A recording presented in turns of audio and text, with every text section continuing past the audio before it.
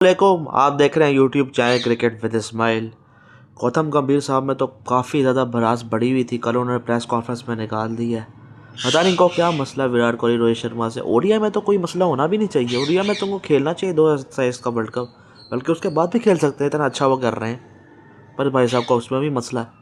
वो कहते हैं अभी 2027 का वर्ल्ड कप 2 साल दूर है, प्रेजेंट की बात करें, काफ़ी यंग प्लेयर नज़र आ रहे हैं। अजीबोगरीब बातें कर रहे हो यार। टेस्ट में तो चलो 50-50 था कि अगर वो होते नहीं होने, उसको लेकर डिबेट है, बट ओडीआई में बिल्कुल डिबेट नहीं बनती। उनको होना चाहिए 2027 के वर्ल्ड कप के अंदर। आप ज़्यादती करोगे उनको बढ़ा के। इतनी ज़बरदस्त फॉर्म में वो बैटिंग कर रहे हैं, ऐसा लग रहा है कि कभी यंग प्लेयर खेल रहे हैं और कभी रिटायर होना ही नहीं चाहिए इनको, इतना ज़बरदस्त खेल रहे हैं वो। खास तौर पर विराट कोहली का 20 मोड एक्टिवेट हो चुका है। क्या बैटिंग की है कल। हालांकि पहले 2 मैच में 100 मारा है, मगर उससे भी बेहतर आज आखिरी मैच में खेला है जो 65 उसने मारा है। और तो रन कम थे, वरना 100 एक और होना था उस वक्त भी, जब उनकी सेंचुरी या हाफ सेंचुरी हो रही थी। गौतम गंभीर की शक्ल पे ना सब कुछ 12 बजे हुए थे। बहुत बुरा लगता है। फिर तो सारी ड्रेसिंग रूम वाली बातें जो निकल के आई हैं सारी सही हैं कि आप इससे बात नहीं करते। फिर प्रैक्टिस सेशन के लिए अलग अलग नेट नहीं दिया गया था, वो भी सारी बात सही है। अजीबोगरीब सिचुएशन ये बनी हुई है इंडियन कैप के अंदर, अच्छी नहीं लगती भाई। इस तरह फिर परफॉर्मेंस पर भी असर पड़ सकता है कहीं ना कहीं, बाकी खिलाड़ियों के ऊपर भी असर पड़ सकता है अगर माहौल अच्छा नहीं है। हालांकि विराट कोहली रोहित शर्मा तो अपना बेस्ट दे रहे हैं, मगर ये चीज़ अच्छी नहीं है। आगे T20 वर्ल्ड कप आना, उसमें तो वो दोनों नहीं होंगे, तब तो ये मसले नहीं होंगे, पर आगे चलकर फिर वो आएंगे ओडीआई वर्ल्ड कप के लिए। उससे पहले भी ओडीआई सीरीज़ होएगी, वो फिर आएंगे, फिर आप क्या करोगे। ओडीआई वर्ल्ड कप में तो वो होंगे ही होंगे। कमिटल ऐसा बंदा, नॉन कमिटल ऐसी परफॉर्मेंस नहीं देता। ज़बरदस्त परफॉर्मेंसेज हैं ये। आपको क्लियर कर देना चाहिए कि ये 2027 वर्ल्ड कप के हमारे प्लान्स के अंदर मौजूद है, बल्कि क्या देना चाहिए, ये उस टीम में होंगे और फुल स्टॉप लग जाना चाहिए इस बात पे। पर नहीं, पता नहीं क्या चीज़ें लेके बैठे हुए हो यार दिमाग के अंदर। टेस्ट में नया साइकिल स्टार्ट था, आपने चाह के वो दोनों ना हो, कोई मसला नहीं है। नए साइकिल में उनकी परफॉर्मेंसेज नहीं थी टेस्ट के अंदर, ठीक है, आपसे गलतियां हुई हैं, अपने ऊपर नीचे ऑलराउंडर्स भेजे हैं, वो समझ आ रहा है। हमने भी उस पर बोला, टेस्ट में आप इतना नहीं बोल रहे, पर ओडीआई में भी आपको उनसे मसला है। ओडीआई में तो कोई मसला नहीं होना चाहिए ना। इतने ज़्यादा रन, 20,000 रन नेशनल वैसे मार चुका है रोहित शर्मा, 11,000 के ऊपर ओडीआई में रन हैं। विराट कोहली के 15,000 तकरीबन रन हो चुके हैं ओडीआई में। दोनों की मिला के तो 90 तक सेंचुरियाँ हैं ओडीआई में, 50 उसकी ऊपर हैं, उसकी 30 के ऊपर सेंचुरियाँ हैं। ज़बरदस्त खेल रहे हैं ये दोनों। आप निकालोगे 2027 की टीम से तो आपका बेड़ा गर्क हो जाएगा ना। 2027 के बाद फिर आप क्या लो कि उसके बाद आप फ्यूचर की तरफ देख लो ओडीआई के अंदर, फिर समझ आ रहा है। पर 2027 तक रख लो इनको भी। फिर ऐसा होना चाहिए ना कि दोनों जाएँ पीछे, कमी बिल्कुल महसूस ना हो, जैसे T20 में बिल्कुल महसूस नहीं हुई। टेस्ट में की कमी कहीं ना कहीं महसूस हो ही जाती है। हालांकि प्लेयर्स अच्छे हैं, साई सुदर्शन वैसा फॉर्म नहीं कर पा रहा, जायसवाल और KL राहुल काफ़ी अच्छा कर रहे हैं, शुभमन गिल ने भी नंबर 4 पे अच्छा किया है, मगर फिर भी कहीं ना कहीं कमी महसूस होती है ना वहाँ पर।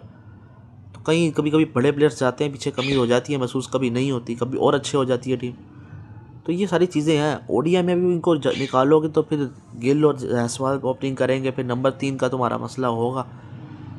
फिर उसमें तुम ये ना करना वाशिंगटन सुंदर को नंबर 3 पे भेज रहे हो, ये भी तुम कर सकते हो। ये तो अजीबो गरीब रखते हैं, इसी पे तो लोग बोलते हैं फिर ऐसा। हालांकि विराट कोहली रोहित शर्मा के बगैर भी हम देखें ओडीआई की प्लेइंग 11 तो बन जाएगी, मगर उन दोनों के साथ भी ज्यादती होगी। जो इतना अच्छा खेलते हुए आ रहे हैं, आप उनको बाहर कर दोगे।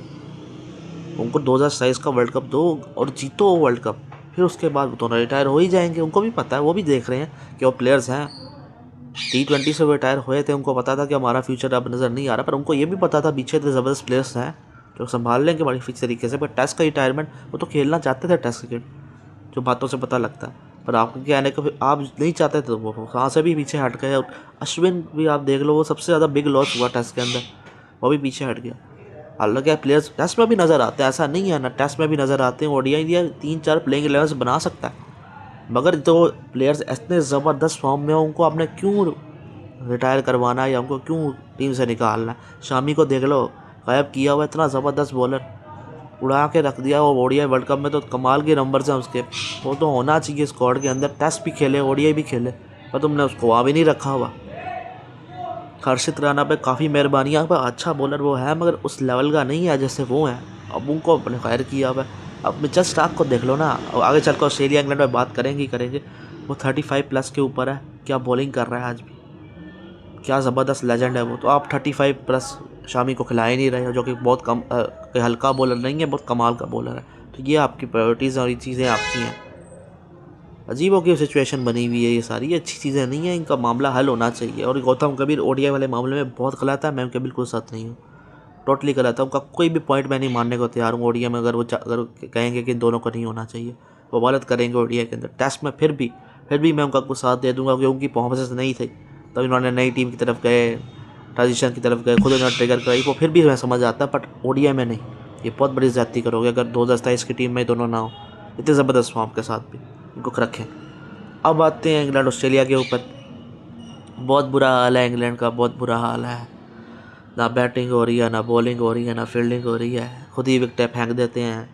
इधर बॉलिंग उधर बॉलिंग, एक जगह पे बॉलिंग नहीं करते, कैच स्टॉप करते हैं। आज बेन स्टोक्स और उसने क्या नाम है, उसने विल जैक्स ने काफ़ी कोई रेजिस्टेंस दिखाई है, क्रिटिनेस दिखाई है, खड़े रहे पहला सेशन, विकेट लेस किया इंग्लैंड का, ये बड़ी बात है। इंग्लैंड की कोई विकेट नहीं गिरी और लग रहा था चलो कुछ कम बैक हुआ है, इस लीड को 200 तक पहुँचाते तो फिर कुछ मुकाबला होता ना। दोनों 50-40 करके फिर आउट हो गए। 100 करना चाहिए था दोनों को। फिर इस विकेट में कुछ मौजूद नहीं है, पता नहीं क्या है, कसूर बैटर्स के अंदर ही है।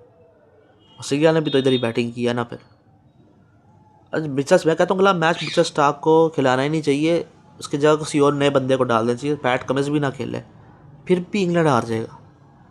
आज नसर ने भी 5 विकेट ले ली हैं। आज मिचेल स्टार्क ने से 2 विकेटें ली हैं दूसरे सेशन इनिंग्स के अंदर, दूसरे बंदों ने भी विकेटें उड़ा दी। अब वो भी कह रहे थे बस बहुत हो गया, स्टार्क ही संभाला, अब हम भी थोड़ी जिम्मेदारी लें। उन्होंने भी उड़ा के रख दिया। स्टार्स मिलते हैं बैट्समैनों को, थ्रो कर देते हैं। बैट्स बॉल तो बिल्कुल तरह से फ्रॉड साबित हो चुका हुआ। इंग्लैंड भी 2022 का T20 वर्ल्ड कप जीतने के बाद हर फॉर्मेट में डाउन गई है। बीच में टेस्ट में कुछ अच्छा किया होगा, पर बुरा ही हाल हुआ है उनका। इतनी बड़ी प्लानिंग इन्होंने सालों से की इस जलालत के लिए। बच्चे स्टार्क को देखो यार, क्या कमाल है। जी मैं कह सकता हूँ जोफ्रा आर्चर कुछ एफर्ट डाल रहा था बॉलिंग के अंदर, सिर्फ उसका ही मैं बोल सकता हूँ, बाकी किसी का मैं क्या बोलूँ। पार्डन कास्ट इधर उधर बॉलिंग किया, एक जगह पे बॉलिंग करो। तुमने पहला टेस्ट की पहले से इनिंग नहीं थी, कितनी ज़बरदस्त बॉलिंग की थी, एक जगह पे बॉलिंग की थी, रिजल्ट मिले थे ना, तो करो ना। इतने अच्छे बॉलर्स आपके पास है तो करें। इतने बुरे बॉलर्स नहीं है इंग्लैंड के पास, तो गंदी बॉलिंग कर रहे हैं। बैटर्स भी अगर थोड़ी ग्रिटीनेस दिखाएं, थोड़ा ज़रा दिखाएं पेशेंस अपना ग्राउंड के अंदर, तो रन्स कर सकते हो। इतनी बुरी बैटिंग लाइनअप भी नहीं है जितनी बुरा खेल पेश कर रही है। कुछ तो रेजिस्टेंस दिखाओ, जैसे आज सुबह दिखाई थी, कल से दिखानी थी, ये कल से ही दिखाते। वो विकटें ना गिराते, 6 विकटें लाइन में उनको पकड़ा दी अपनी गलती की वजह से, वो नहीं होना चाहिए था। मगर ये है कि आज इनिंग्स डिफीट बचाई है, वरना तो कुछ नहीं हुआ। उनके 2 विकेट ज़रूर आपने ले लिए। आज आप कह सकते हो आज आपका दिन सिर्फ इसलिए अच्छा था कि फिर आप 6 विकटें गिर चुकी हुई थी, कुछ आपने फाइट दिखा दी, उनकी 2 विकेट ले ली। टारगेट कितना था, बस 50-60 रन का। उनको भी अब पता होना चाहिए कि ट्रेविस हेड ही अब बना ओपनर होना चाहिए परमानेंट। वो बहुत ज़बरदस्त प्लेयर है, ऊपर से चाहे दोनों इनिंग्स में उसने रन ज़्यादा नहीं किए, पर इम्पैक्ट तो रहता ही है ना उसका, बहुत अच्छा है वो सब। अब अगले मैच में पता नहीं क्या करना है इंग्लैंड ने, ख़त्म हो चुकी है मेरे लिए उनके लिए एसेस का कोई चांस है। अगले 3 मैच के अंदर भी इन्होंने यही करना है। बहुत बुरा किया। पहले दोनों मैच में इनके पास चांस था, पैचेस में अच्छा भी इन्होंने किया, इनके पास चांस था पहले 2 टेस्ट मैच जीतने का, दोनों गवा दिए। पहला टेस्ट मैच उठा के देखो, लीड भी मिल गई थी, अच्छी पोजीशन में भी थे, फिर भी काम ख़राब कर दिया। यहाँ भी आखिर जोफ्रा आर्चर जो रूट की पार्टनरशिप ने 300 ऊपर करवा दिया था, फिर इनके पास चांस था। इतनी गंदी बॉलिंग इन्होंने की, फील्डिंग के कैच छोड़े। फिर सेकेंड इनिंग में बैटिंग आती है, फिर चलते बने। स्टार्ट वहाँ पे मिला, अपनी पार्टनरशिप अच्छी गई, फिर विकेटें गिरना शुरू हो गई। बिल्कुल ही इनका कुछ समझ नहीं आ रहा, बिल्कुल फ्रस्ट्रेट हो चुके हैं, बुजुर्गाना क्रिकेट खेल रहे हैं, कुछ समझ इनको नहीं आ रहा। अगले 5-0 का रेडी रहें कि 5-0 होगा। मेरे 3 मैच भी हारे, मुझे लग रहा था शायद इंग्लैंड इस बार कुछ करेगा, पर फिर उन्होंने कुछ नहीं किया। ये ऐसे ऑस्ट्रेलिया में हो रही हो ना, ऑस्ट्रेलिया को भी चाहिए कि वो 3-4 अपने और मेन प्लेयर्स बढ़ा दे, ताकि कुछ मुकाबला तो है। हालांकि वो भी इनको हरा देंगे, अगर हरा भी दिया तो। ना खेले अगले मैच में, स्टार्क को भी ना खिलाएं, ये फिर भी हार जाएंगे। तो स्टार्क ने तो कमाल कर दिया, विद द बैट और द बॉल भी प्लेयर ऑफ द मैच एक बार फिर से जीत दिया। प्लेयर ऑफ द सीरीज़ भी स्टार्क को ही मिल जाएगा एंड में। बहुत ज़बरदस्त परफॉर्मेंस है, सबसे ज़्यादा लेफ्ट आर्मर की तरफ से विकेट्स की तरफ है टेस्ट क्रिकेट के अंदर।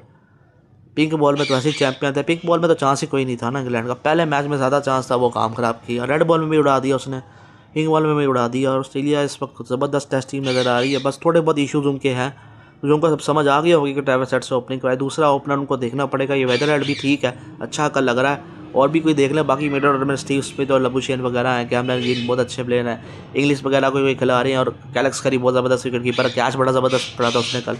तो ये सब चीज़ें उनकी ठीक है। बाकी देख लें फिर साउथ अफ्रीका और ऑस्ट्रेलिया, मुझे लगता है कि इनका ही मुकाबला देखने वाली सीरीज़ होगी जब आएगी, और इनका ही फिर हो सकता है फिर से फाइनल देखने को मिल जाए। बाकी टीम का तो मुझे मुश्किल नज़र आ रहा है फिलहाल तो।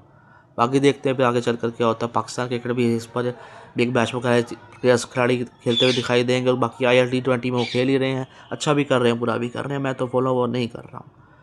इसी के साथ वीडियो करें लाइक, चैनल करें सब्सक्राइब। अल्लाह हाफिज़।